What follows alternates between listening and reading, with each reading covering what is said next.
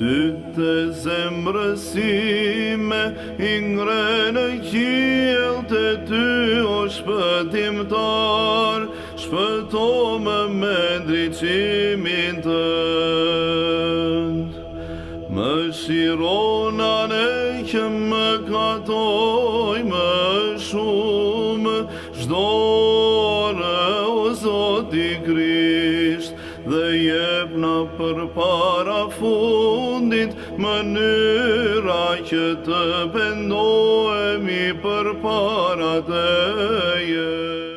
Miq të Media Ngjalli, jemi rikthyer sërish në studion e ikonografit të njohur tashmë, zotit Petro Lufta. Në fakt me zotin Petro sot do të vijojmë të flasim pikërisht rreth asaj interviste që ne folëm dhe herën e kaluar, por do ta zhvillojmë atë akoma e mëtej. Petro, unë të falenderoj shumë që na mirëpret në studion tënde dhe shoh që është pasuruar. Ju falenderit. Mirë se ardhët. Sot do të ndalemi të flasim pak, Petro, por të na tregoni pak, sepse tashmë kemi një grup që e përmendëm dhe në intervistën e kaluar, thamë që kemi një grup piktorësh, ikonografësh që punojnë në Shqipëri, të cilët janë shkolluar në Shqipëri.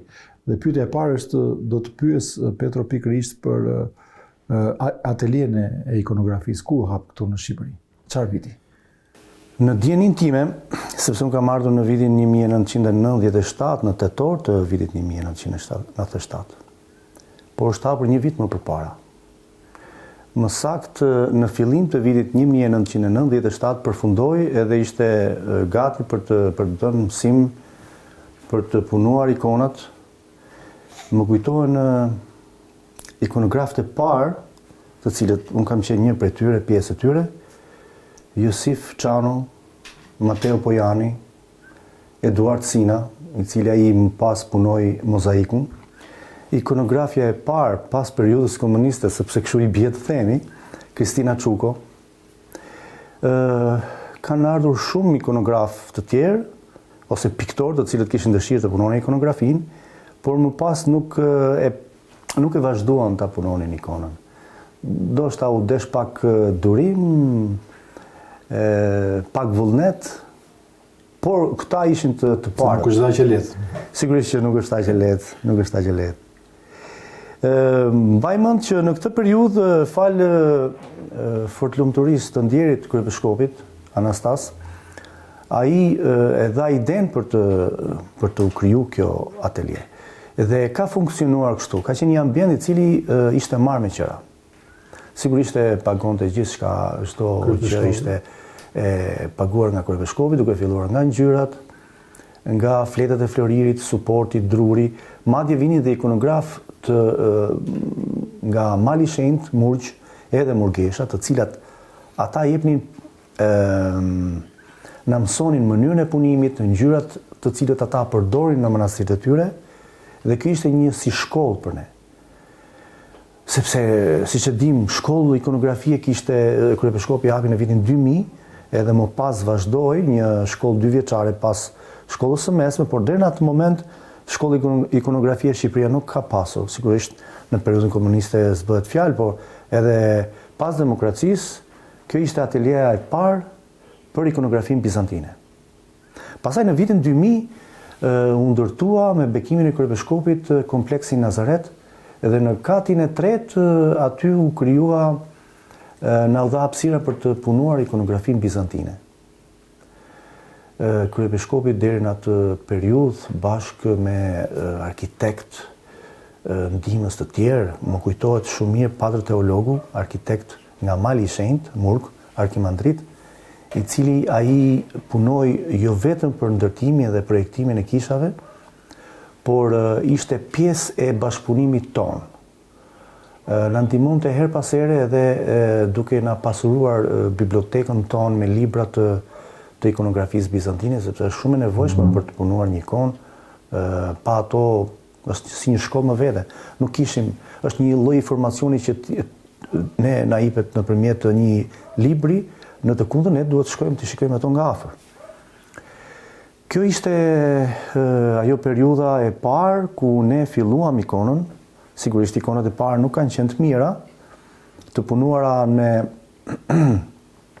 jo mirë, jo në ato standardet e duara, me ato shkallët që i kërkon ikonografia bizantine, por hap pas hapi, mbas 3-4 vitesh ne ishim gati për të punuar ikonografinë bizantine. Ikonat dhe filluam, unë mbaj mend në manastirin e Shënavlash, atje në kishën lart kam punuar bashkë me Mateo Pojanin 10 ikonat e para. Kur kam gjithë student, kur punuar. Po, 10 ikonat e para. Unë kam punuar 10 ikonat Majtas dhe Mateo 10 ikonat Djatas. Dhe tek Guzhina, tek Menza. Dhe tek Menza, po. Mateo ka punuar në afresk aty. Kam punuar dhe kryqin dhe 2 Shënmërin dhe Shën Janë teologun, të cilët pozicionohen Majtas dhe Djatas kryqit të shenjtë mbi ikonostas. Dhe pastaj kemi vazhduar në katedralen e Durrësit, të Shën Pavlit dhe Astit, dhe më pas në katedralen në Kavaj. Keni punuar dhe nga Kavaj? Po. Përveç në hapësirat të ndryshme kemi marrë porosi edhe në kishat në jug, por kanë qenë ikona portative të cilat ikona teke, dhe nuk e kemi pas informacionin e saktë në cilën kish ka shkuar, sepse bëhet fjalë që në vitin 1997-98 unë kam fotografi, por me të vërtet nuk e mbaj mend në cilën kish ka shkuar dhe është vendosur atje. Kjo është pak a shumë fillimi i ateljeje profesionale, sepse për 3 vjet ne patëm një lloj presioni artistik, duke na ardhur murgj dhe duke na folur për ikonografinë bizantine. Mënyrën se si trajtohej shtresa e parë, e dyta, e treta deri në përfundim, dhe të krijohet imazhi i Zotit Krisht Shënmërisë dhe të gjithë shenjtorëve, të gjithë të themi të gjithë asaj atij formati ikonografik ku sot kishat tona zbukurohen, qoftë në afresk, qoftë në aseko, qoftë në ikona portative, po ashtu edhe në mozaik dhe në vitrazh.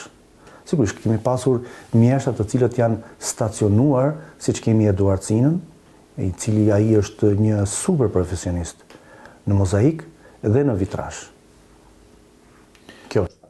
Petro ka pasur një periudhë therrë në historinë e kishës, pikërisht shekujt 7, 8 edhe 9 deri diku, ku për gati 100 vjet derisa u vendose në sinodin e parë, në sinodin e 7 ekumenik, derisa u vendos në sinodin e 7 ekumenik që të riktheshin sërish ikonat.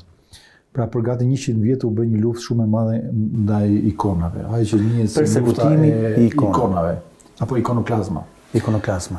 Thyre e ikonave. Po, thyre e ikonave. Mbaj mend që kur kam vizituar kishën e Shinerinit, Agja e Rinit që ndodhet në Konstantinopol, në Stamboll e sotëm. Dhe ajo është dëshmia asaj, po themi asaj lufte që është bërë. Pra një kishë tërë madhështore që shumë pranë kishës së Sofies, Agja Sofies, por kur futesh brenda te kisha e Shinerinit, aty shikon dorën e ikonoklazëve, ata që kanë shkatërruar. Dhe ajo që ka mbetur atje është vetëm një kryq që ka mbetur në pjesën e hierores. Çfarë di për këtë periudhë dhe çfarë impakti pati dhe kjo në fakt, kjo luftë në atë kohë ndaj ikonografisë dhe artit të ikonografisë? Persekutimi i ikonave një 3 periudha. Periudhën pas kryqëzimit të Krishtit deri në periudhën e Bizantit, të krijimit të perandorisë bizantine me shenjtorin Shën Konstantinin në shekullin e 325 kur krijua dhe shteti bizantin. Edhe këtu pati një lullëzim, një përthithje të gjithë mjeshtrave duke filluar në mozaik, në afresk, në pikturimin e ikonave, të skulpturave, të formateve të ndryshme për zbukurimit, duke filluar këtu, duke mos lënë pa përmendur dhe arkitekturën kishtare. Kolonat, kapitelet, deri në detaj, deri tek miniatura, tek çdo në veshjen e meshtarëve, të episkopëve, visheshin duke u stilizuar me dekore të simbolikave të ndryshme deri në këtë pikë. Pastaj kemi në shekullin e 4 dhe në shekullin, siç e përmendët dhe ju, në shekullin 7, midis shekullit 7 dhe 8. Përfundimisht në shekullin e 9 u mbyll përfundimisht persekutimi i ikonave. Dhe si një nderim ose si për ta kurorzuar këtë përfundim, u vendos në pallatin perandorak, po, në tek dera e bronzt ikona e Krishtit në mozaik. Edhe sigurisht brenda kishës së Shën Sofis u punua edhe me mozaik edhe në fresk. Ikona të ndryshme ku sot i kemi të punuar edhe me prezencën atyre, ato tregojnë jo vetëm bukurinë, stilizimin, teknikën, po dhe edhe periudhën kohore, dhe çdo gjë është e shkruar dhe njerëz kanë parë dhe ajo është një vërtetësi. Sado shtrembërohet në pozicionime politikash të ndryshme, ajo është një vërtetësi e ardhur deri në ditët e sotme. Kjo është e rëndësishme sepse dua të kujtoj këtu atë periudhën më të lavdishme dhe shkëlqimin e ikonografisë bizantine. Është shekulli 9, 10, 11 dhe 12.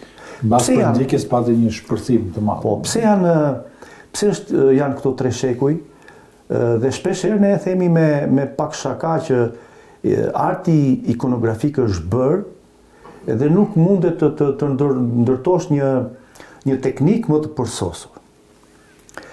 Në këtë periudhë, në shekullin e 9, e gjithë Bullgaria, Rumania u kthyen në një vend të krishterë. Në shekullin e 10, e gjithë Rusia u kthyen në një vend të krishterë.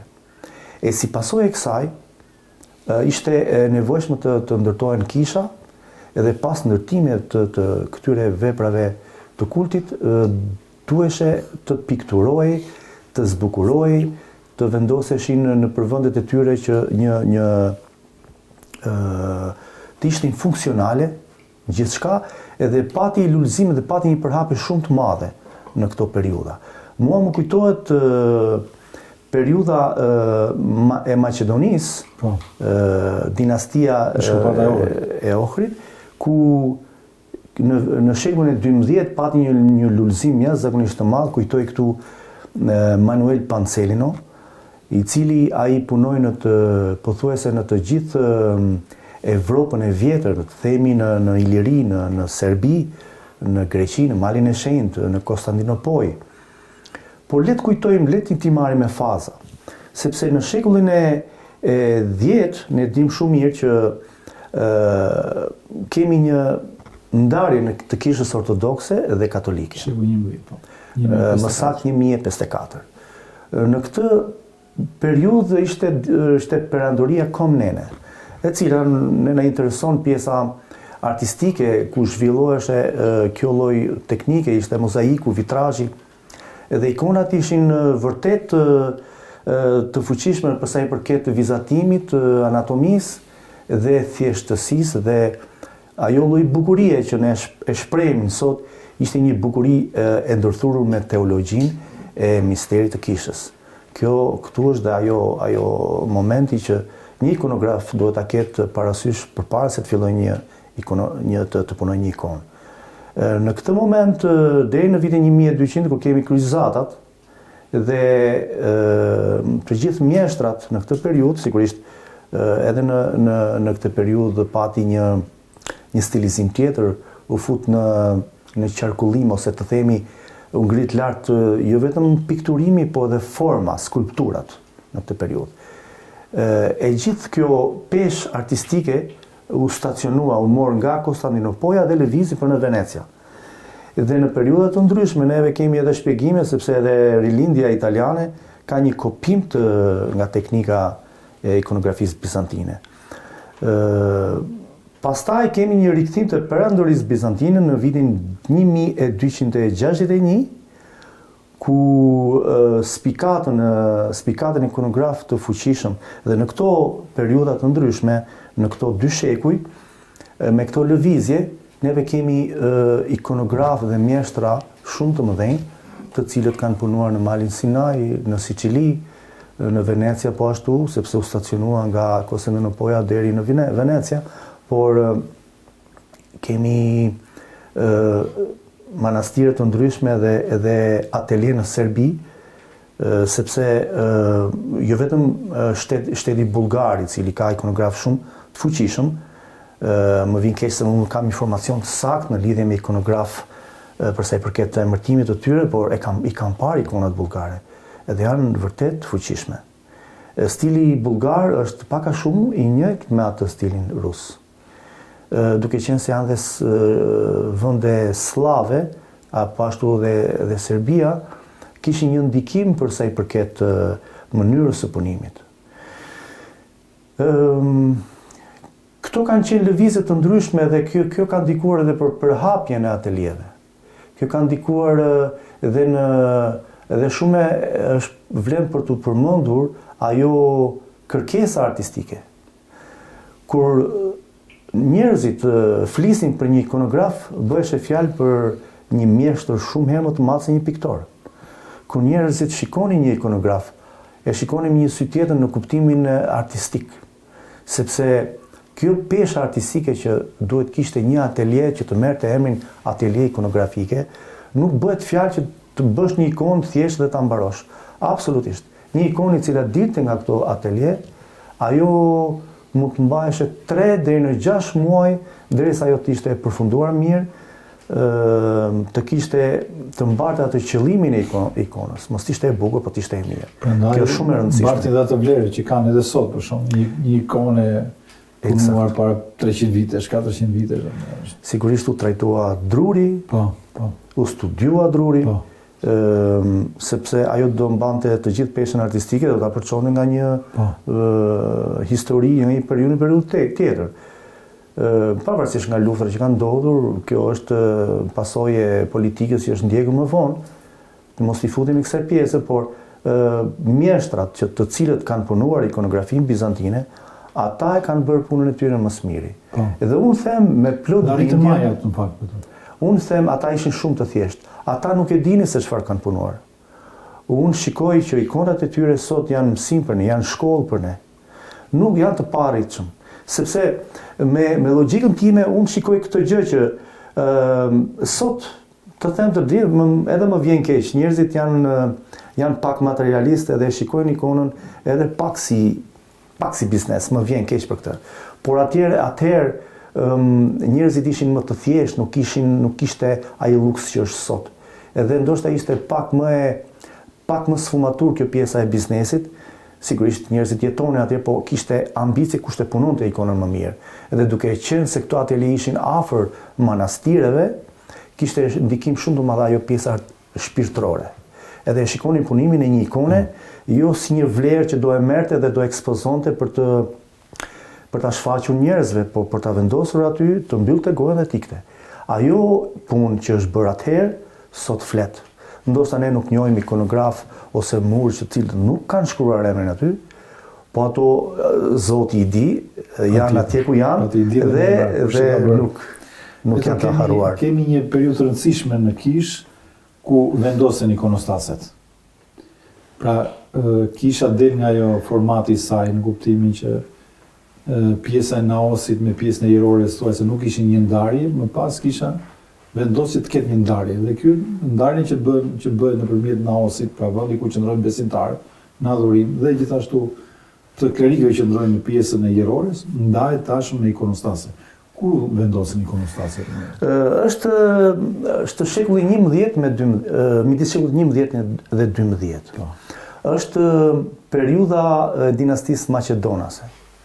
Është një periudhë e cila ajo vendosi shiko, në një kish ndarja nga agjodhima ku shërbet në kish ishte një moment ndarës me kangjalla të cilat ishin të punuar me simbolika dhe forma dekore kryqe, shpeshherë edhe hardhia e rushit. Në këtë periudhë filluan duke u ndërtuar me materiale dru. Kjo pjesë filloi të mbyllet edhe filloi duke u stilizuar edhe me gdhëndje. Edhe në shtresën e parë, deri 90 cm, 1 metër, gdhëndet druri gdhëndet në formate të ndryshme, në simbolika, kujtohen pesbukët ku Krishti me pesbuk ushqeu 5.000 njerëz, është simboli i peshkut, hardhia dhe rush janë gjitha këto të cilat këto gdhëndën janë të gdhëndura në dru. Mirë, është interesante fakti sepse ky ikonostas i cili quhet ikona mbajtës Sot na është ardhur me shumë delikatesë, me shumë fanatizëm dhe na është përcjell deri në ditët e sotme, si në kohën këtu e 800 vite përpara. Edhe sot neve kemi ikonostasin i cili ai është i gjerë në bazë të gjerësisë dhe madhësisë kishës, por në mes qëndron porta e bukur. Aty kur dhe prifti me shon dhe gjatë kungimit ai del nga kjo portë. Në këtë portë është gjithmonë kemi ikonën e ungjillizimit, e cila është në të majt kryeangjëlli Gabriel dhe në krahun e djathtë Emira Shëmëri, e cila ajo pret me krah hapur lajmin e mirë për sa i përket këtij momenti. Kemi ikonostasin i cili në krahun e majt tonin të popullit është Shën Maria, vendoset ikona e Shën Marisë, në krahun e djathtë vendoset ikona e Zotit Krisht. Kur jemi përballë. Po, edhe në të djathtë të Zotit Krisht gjithmonë vendoset Shën Joan Prodromi ose Gjon Pakzori. Dhe në krahun e majt të Shën Marisë vendoset ikona dhe ajo ikonë që është e vendosur aty ka dhe vetë emrin e kishës. Këto është një traditë e cila është mbartur dhe sigurisht ato kanë një shpjegim shumë të qartë teologjik dhe janë shumë të qartë në lidhje me pozicionimin e tyre. Pastaj, siç e përmenda dhe pak më parë, për sa i përket zgjerimit të hapësirës së kishës, vendosen shenjtorë të cilët janë dhe shenjtorë shumë afër atij vendi, vendoset në krahun e majt porta kur hyn edhe diakonët të cilët ndihmojnë në mesh, është kryeangjëlli Mikael dhe në krahun e djathtë kryeangjëlli Gabriel. Lart kemi shpeshherë është përmendur thotë kartu në 12 ikona, 6 majtas dhe 6 djathtas. Kujtoj këtu ikonografin e Theofanin e Kretës, i shekullit 12. Ai ka vendosur për herë të parë, ka pikturuar këto ikona, jo për herë të parë, ju kërkoj ndjesë, se edhe ikonografë të tjerë kanë punuar në këtë, po ka punuar një lloj ikonografie, një lloj stilizimi të këtyre ikonave, dhe po t'i marrësh dhe t'i shikosh, ai veçohet nga finesa në anatominë e trupit. Këtë do ta shpjegoj sepse është diçka ndryshe nga në periudha e shekullit të shekullit 12 nga ikonografi Manuel Pancelino, i cili ka punuar afres në sipërfaqe morale. Ky Theofani i Kretës, i cili ishte një ikonograf i cili vinte nga Kreta, ishte shumë i famshëm ose themi ishte shumë praktik në ikona portative. Kam parë në Malin e Shenjtë ikona të punuar nga Theofani i Kretës. Janë të punuar mirë, janë të punuar, kanë një format ndryshe nga ikonografë të tjerë, është shumë i thjesht, pak ngjyra, po ka një ëmbëlsi në portret, është shumë i ëmbël në portret. Kjo është një veçanti e Theofanit të Kretës. Tani po në shekullin e 12 kemi dhe Manuel Pancelinos nga Maqedonia, ai i cili i fryn trupat. Dhe siç kemi në raportet e ikonografisë bizantine ruse, kur rusët karakterizohen në trupat gjatë, kur portreti hyn 8 herë në trup, në proporcion normal, në ikonat ruse shikojmë një shtatlartësi dhe portreti shkon dhe 11 dhe në 12 herë në përmasat e trupore, të anatomisë së njeriut. Këtu kemi për shembull Trinin e Shenjtë, edhe Andrei Rublov, i cili përfaqëson teknikën ruse. Por tek Manuel Pancelinos neve kemi dhe personazhe biblik, të cilët janë dhe të shkurtër, dhe të fryrë, dhe kjo nuk përbën problem në ikonografi bizantine. Madje në ikonografi bizantine është pak e përafërt me një lloj karikature të mirë. Pse them karikature të mirë? Sepse nuk i jepet prioritet perspektivës, nuk i jepet prioritet bukurisë trupore, bukurisë mantelit, por ka raste që një personazh i cili është më i rëndësishëm, për shembull në rastin ton të Zotit Krisht, ai mund vizatohet dhe pikturohet më i madh dhe më i dukshëm, për sa i përket hapësirës dhe është i dukshëm në mantel kur ai pozicionohet. Mund kemi personazhe të tjerë të cilët personifikojnë ose shpjegojnë që në atë mister kanë marrë pjesë populli, edhe shpeshherë vizatohen dhe më pak të vegjël për arsye të kompozimit ku është punuar kjo ikonë. Për shembull në katedralen tonë, atje kemi një format i cili vjen në formë harku dhe ka qenë vërtet problem për të vizatuar dishepujt dhe ka pasur raste që ata janë të prerë deri në pjesën këtu, por kurse si ne nuk mund të bëj këtë lloj prerje, këtë lloj selizimi në ikonat ose në personazhin e Zotit Krisht të Shëmërisë, të Trinisë Sent, ata duhet të jenë patjetër të plot, ashtu siç edhe vetë teologjia na mëson në lidhje me këtë. Petro, sa e vështirë është për një ikonograf të pikturojë në një ikonostas? Sepse ne kemi pasur, unë isha para disa ditësh në muzeun e Beratit, dhe ati kemi dhe ikonostase që janë punuar, po dhe në muzeun e Korçës shikojmë ikonostase të pikturuara nga ikonograf, nga piktor. Është e vështirë për një ikonograf të punojë në një ikonostas. Duhet të jap një shpjegim më të gjerë. Kur themi një atelier përmban ikonograf, po, njerëz të cilët punojnë mozaikun, jo vetëm një, po përmban një, po, gdhëndës, druri, mjeshtrat të cilët punojnë edhe gravurën, edhe ato kodikët e vjetër të Beratit, të cilët sot ne i ruajmë me fanatizëm, janë punuar nga mjeshtra. Kemi, me që përmende gdhënësit e drurit, ata e kanë gdhëndur drurin me aq mjeshtri sa sekreti i tyre është sa thellë ato e kanë futur Dalton. Aty, deri në atë pikë, kur aty tregohet mjeshtria e tyre. Pas kësajt ne kemi edhe një ikonë e cila është pas jush, visheshe me fletë floriri. Dhe kjo është një teknikë tjetër, po ju po ja shpjegoj për pak kohë. Floriri shtypet nëpërmjet 2 cilindrash edhe pritet në përmasat vogla, pastaj goditet duke vendosur në letra të holla, goditet me një çekiç druri derisa ajo hapet. Pasi hapet, ajo është tepër e hollë dhe pastaj me një lloj lëngi ngjitës, miksion në rastin tonë, ajo ngjitet në sipërfaqen e drurit. Dhe sot e kësaj dite neve kemi dru të cilat shkëlqejnë, janë të punuar dhe nga besimtarë të ndryshëm janë të financuar.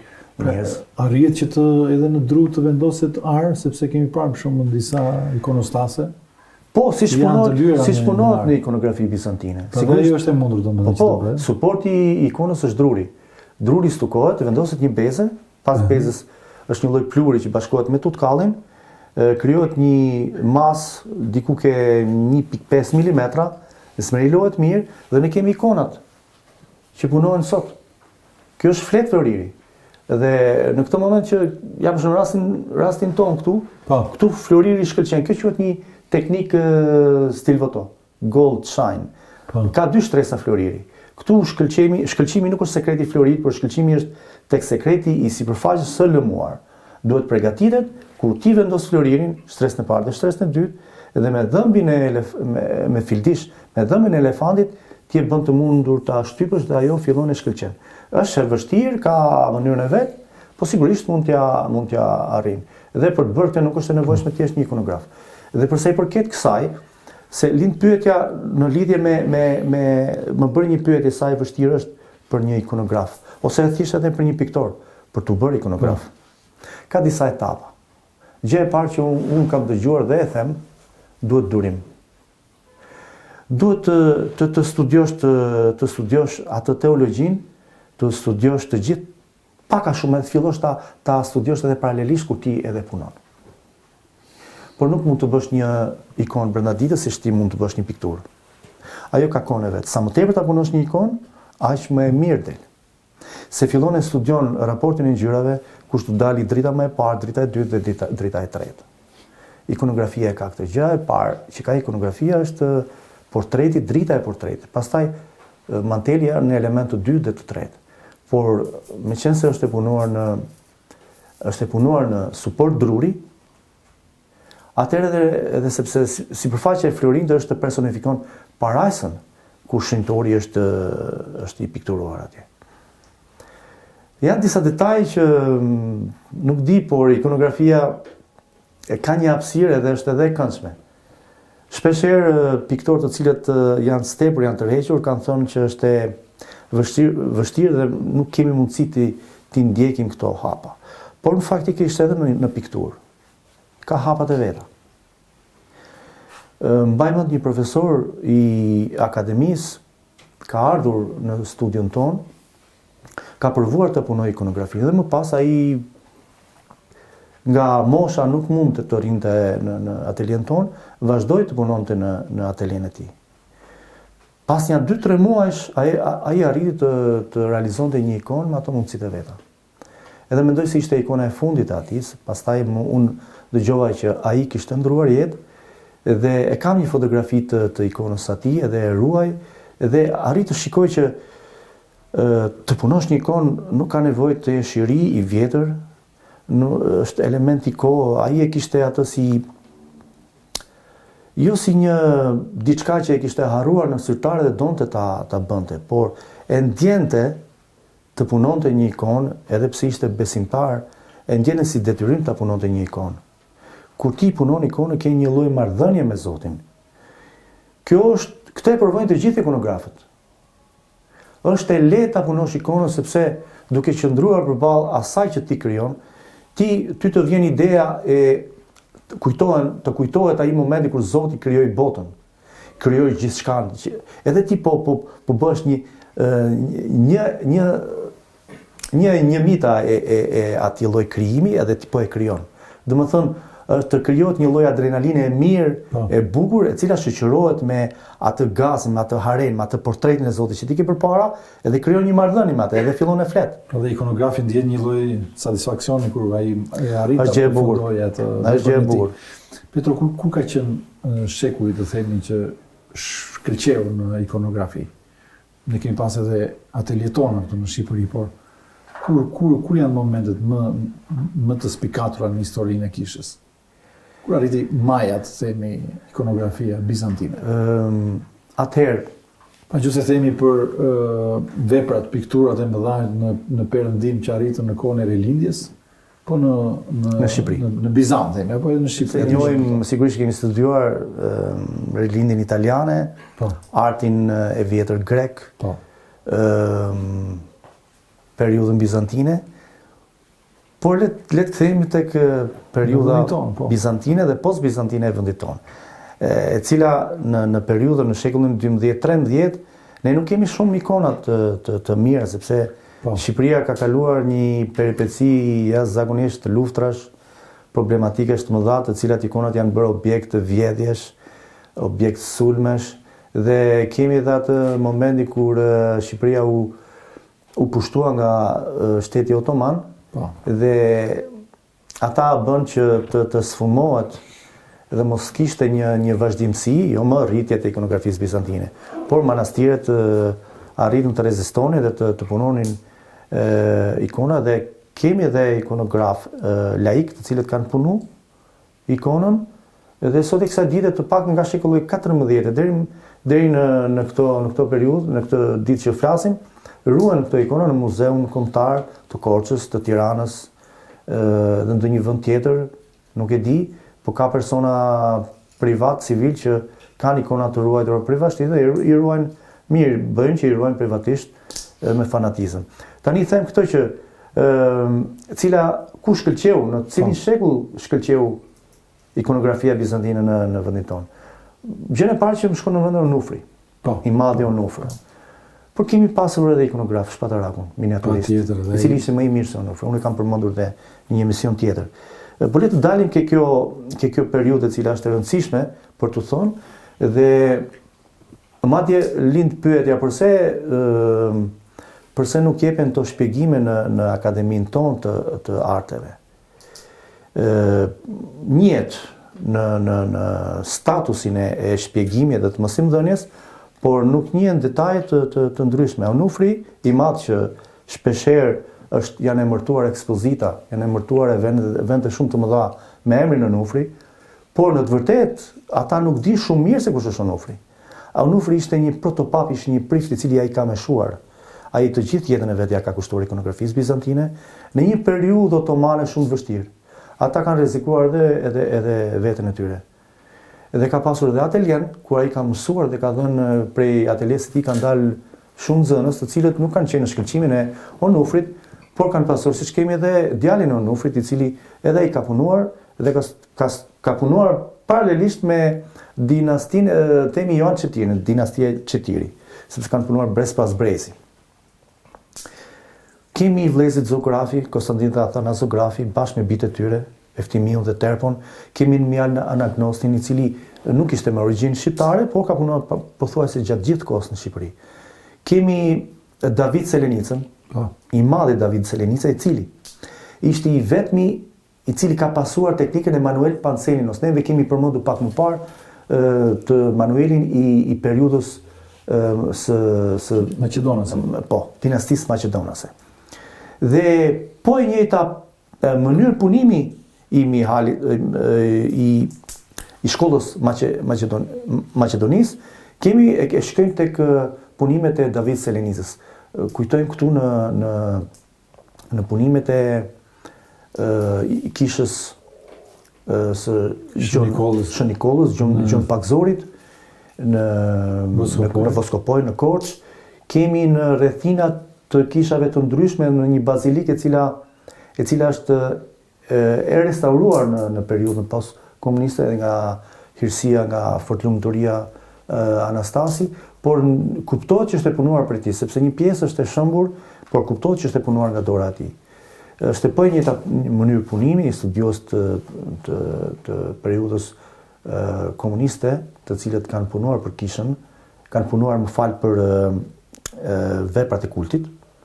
Ata kanë përfituar, kanë fotografuar dhe kanë arritur në përfundimin që David Selenica ka punuar në këto pika të ndryshme. Ka punuar edhe në Malë të Shenjtë.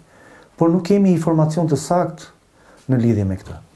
Petro, vazhdon puna, vazhdon profesioni juaj i përditshëm.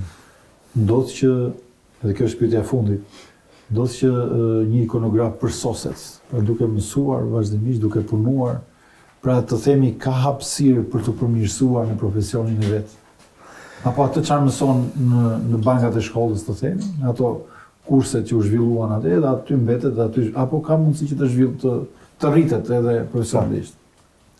Atëherë, të marrim një rast të një piktore shumë mirë i cili ka mbaruar shkollën, edhe ka filluar ikonografinë.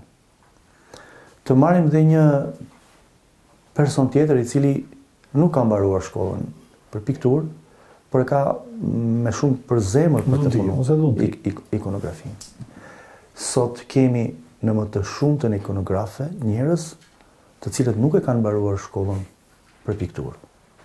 Edhe di pse, sepse ajo egoja për të bërë një pikturë edhe për të treguar veten nuk të lë të punosh ikonografinë. Tani, sa të duhet për të dalë një ikonograf profesionist? Më kujtohet një murg i cili ai ka thënë 5 vite. Mund të duhen dhe 3, mund të duhen dhe 10.